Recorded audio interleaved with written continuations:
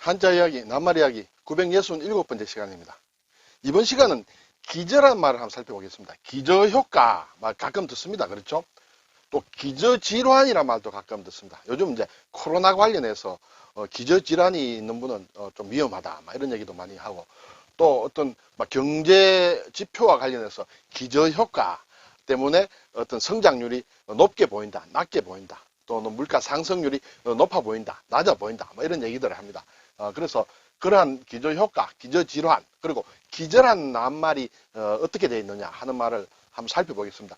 조금 이렇게 오해할 수 있는 그런 글자가 되겠습니다. 자, 기저다. 기저. 터기자예요. 터. 기초할 때, 기본 할 때입니다. 터다.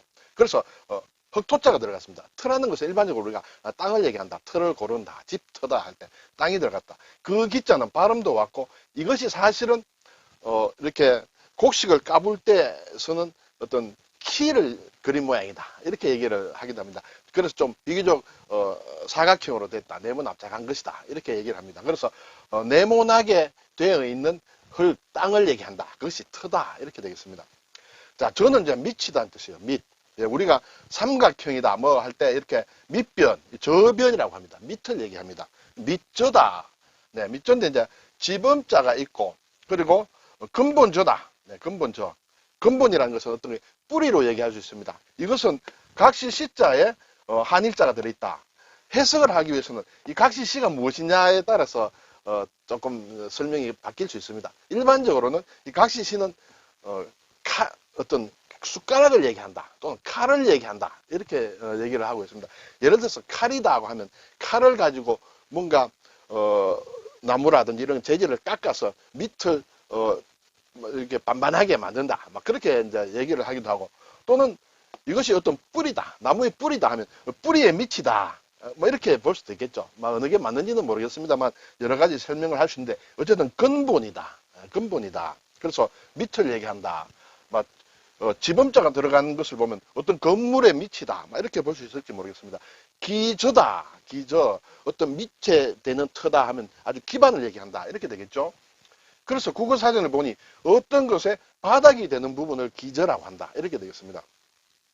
사물의 뿌리나 밑바탕이 되는 기초. 네. 예를 들어 예문을 보니 이 소설은 도교 사상을 기저에 깔고 있다, 이렇게 이제 바탕을 얘기할 수 있다.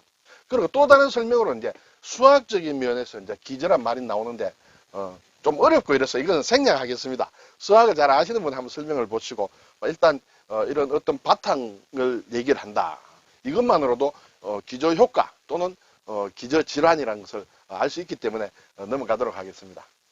자, 그럼 이제 기저 질환이라는 것을 먼저 보겠습니다. 기저다. 어떤 질병의 원인이나 밑바탕이 되는 질환을 뜻하는 의학 용어다, 이렇게 되겠습니다. 흔히 지병이라고 한다. 우리가 사람이 지병이 있다 할 때는 이 지자는 가진다는 뜻이에요. 가질 지자예요. 이게 제방변에 절사자를 하면 가진다는 뜻이에요. 지병, 병을 가지고 있다. 오랫동안 가지고 있는 병이다. 그래서 그걸 지병이라 한다. 그것이 이제 밑바탕이 되는 기저질환이다, 이렇게 되겠죠. 그리고 또 다른 사전을 보니 어떤 질환을 일으키는 원인이 되는 질환이다. 네. 평소에 본인이 가지고 있는 만성적인 질환이다. 만성적이라는 게 결국 지병을 얘기하겠죠.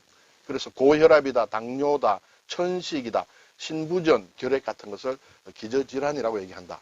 이것은 이제 면역에 취약하고 감염이 용이하다. 이제 다른 균이 들어왔을 때 감염이 용이하고 또 회복이 늦고 완치하기 어렵다, 이런 조금 무시무시한 그런 설명이 있었습니다. 그것이 이제 기저질환이다, 밑바탕이 되는 병을 얘기한다. 그래서 그때 기저를 쓴다. 자, 이제 기저 효과라는 것은 경제학적인 용어다, 이렇게 보겠습니다. 기저 효과. 기준 시점의 위치에 따라서, 기준을 어디에 잡느냐에 따라서 어떤 경제 지표가 실제 상태보다 위축이 되거나 부풀려진 현상을 얘기한다. 자, 우리가 경제 지표라는 게 여러 가지가 있겠습니다만, 예를 들어서 실업률이다, 또는 GDP다, 그리고 물가 상승률이다, 이런 것을 이제 비교할 때 보면 비율을 나타내기 때문에 어느 해와 비교를 하느냐, 자, 올해의 실적을 작년 것과 비교를 하느냐, 재작년과 비교를 하느냐, 그 5년 전과 비교하느냐, 이제 이런 게 있겠죠. 일반적으로 작년 그 기간, 동기간에 비해서 이제 비교를 많이 하는데, 예를 들어서 실업률이 작년에 고용이 아주 굉장히 많아졌어요. 그러면 올해는 평소보다 작년이 평년보다 많았기 때문에 올해는 작년만큼은 이렇게 실적이 많지 않습니다. 그러면 작년과 올해를 비교하면 고용률이 좀 줄었다, 낮게 나타난다. 그렇게 되겠죠. 왜냐하면 작년은 너무 실업이 낮아졌다, 고용이 많아졌기 때문에. 반대로 하면 예를 들어 작년에는 물가가 아주 낮았어. 근데 갑자기 많이 올랐어. 그러면 작년과 올해를 비교하면 물가 상승률이 상당히 굉장히 많아진 걸로 보이죠. 그렇지만은 작년이 비정상적으로 너무 낮았다. 그러면 이게 조금 해석이 좀 달라진다 이거죠. 그래서 어느 것을 기준으로 하느냐에 따라서 이 지표가 적게 보일 수도 있고 많아져 보일 수도 있다. 그때 이 기저라는 것이 비교가 되는 그 기준, 밑변, 저변을 얘기한다. 쉽게 얘기하면 비율로 따지자면 분모 상태가 분모 분자가 있을 때 비율을 낼 때 분모가 큰 것이냐 작은 것이냐, 그것이 어느 것을 선택할 것이냐에 따라서 이게 실제 지금 현재 느낄 수 있는 효과는 이렇게 좀 변하게 된다는 것이 기저효과다 이렇게 되겠죠. 그래서 기저효과는 실적이 동반된 상승장에서 큰 영향력을 발휘할 것이다. 글쎄 뭐 이게 플러스일 수도 있고 마이너스일 수도 있는데 어쨌든 뭐 이런 예문이 있었습니다. 또 다른 설명을 보니 경제 지표를 평가하는 과정에서 기준 시점과 비교 시점의 상대적인 수치에 따라 결과가 달라진다. 네, 이게 조금 쉽게 느껴집니다. 영어로는 막 베이스 이펙트다 이렇게 볼 수 있습니다. 네. 근데 문제는 중요한 염두에 둬야 될 것은 이 저자를 염두에 둬야 됩니다. 이 저자가 근본이라 했습니다. 밑이라고 했습니다. 근데 우리가 저라고 하면 낮을 저자를 많이 생각합니다. 낮다, 낮을 저자는 이렇게 쓰죠. 낮다. 네. 반대말은 고가 되겠습니다. 그렇죠? 고저다. 네. 그러면 여기에 기저효과는 낮다는 뜻이 아니에요. 네. 기준이 되는, 비교할 그 기준이 되는 것이 낮은 상태라는 것을 얘기하는 것이 아닙니다.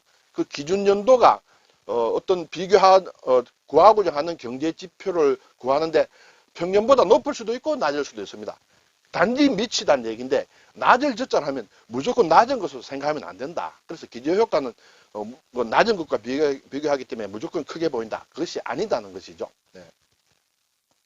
그래서 보니까 인터넷에 보면 역기저효과라는 얘기도 나옵니다. 자, 그리고 이제 또는 기고효과다. 기저였는데 이제 기저가 아니고 기고효과다.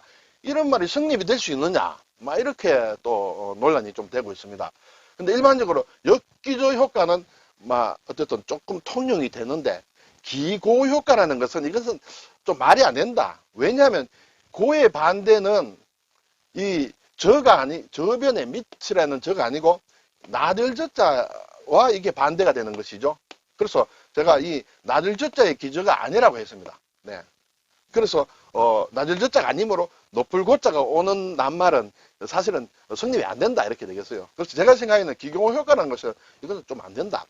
엄격히 따지면 역기저 효과라는 것도 사실은 조금 말이 안 된다. 왜냐하면 이때 기저에서 이것이 낮았으면 높게 보일 것이고 높았으면 낮게 보일 것이고 뭐 당연히 역이 되는 현상이 나타나지 않느냐 이렇게 되는데 역기저 효과란 말은 어쨌든 실무적으로 실무자들이 조금 이해하고 쓰는 것 같다. 근데 기고 효과라는 것은 근본적으로 말이 안 되는 얘기다. 이 고자가 낮을 저자의 반대이기 때문에 어떤 근본을 뜻하는 저와는 관계가 없는 말이다. 이렇게 되겠죠. 자, 이제 글자를 잠깐 따져보겠습니다.特기자, 이런 기자가 있는데 그 기자가 기본이 된다. 이것을 알게 되면 여기 플러스가 되면 저 발음도 다 기자고 어떤 뜻이 있다. 땅이 들어가면 터다. 그렇죠? 이렇게 다롤자다. 다롤이라는 것은 이제 시간의 흐름을 나타낸다. 그래서 다롤이 들어가면 기약한다는 뜻이에요. 기일이다.